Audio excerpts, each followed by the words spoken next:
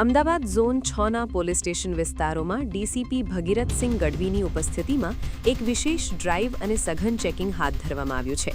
આ ચેકિંગમાં વાહનોની સાથે સાથે પાન ગલ્લાઓ પર પણ ખાસ નજર રાખવામાં આવી રહી છે। પોલીસ દ્વારા પ્રતિબંધિત નશાકારક વસ્તુઓ અને ગોગો પેપર સહિતની શંકાસ્પદ સામગ્રીઓ અંગે તપાસ તેજ કરી દેવામાં આવી છે।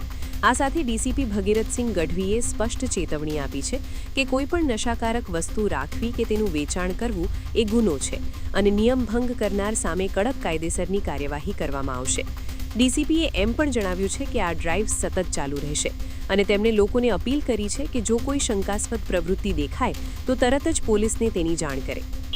આજરોજ ઝોન 6 પોલીસ જે વિસ્તાર છે એમાં 7 પોલીસ સ્ટેશન છે। 7 પોલીસ સ્ટેશનમાં આજે અમે એક ડ્રાઈવ રાખી કે જેમાં પાન ગલ્લા ચેક કરવામાં આવે કે આ પાન ગલ્લામાં કોઈ એવી કોઈ વસ્તુઓ ના વેચાતી હોય કે જે પ્રતિબંધિત હોય। ખાસ કરીને અમારો પર્પઝ એ છે કે એનડીપીએસ જેવી કોઈ પણ વસ્તુ કોઈ જગ્યાએ વેચાતી હોય અથવા એનું સેવન કરવા માટે કોઈ આવતું જતું હોય તો એના ઉપર અમે વોચ રાખી શકીએ અને જરૂરી કાયદેસર કાર્યવાહી કરી શકીએ।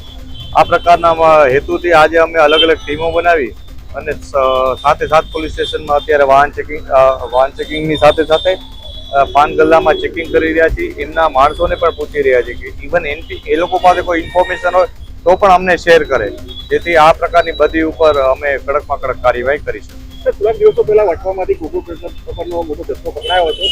જીઆઈડીસી વિસ્તારોમાં આ પ્રકારની વસ્તુઓનું વેચાણ ન થાય એના માટે તકેદારી રાખી।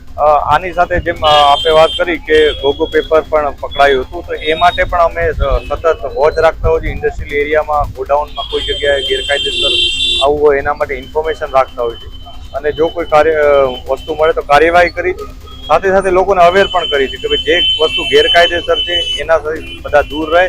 એટલે ફક્ત કાયદેસરની કાર્યવાહી કરીને અમે સંતોષ નથી માનતા, પરંતુ લોકોમાં અવેરનેસ પણ ફેલાય એ માટે પણ પ્રયાસો ચાલુ છે।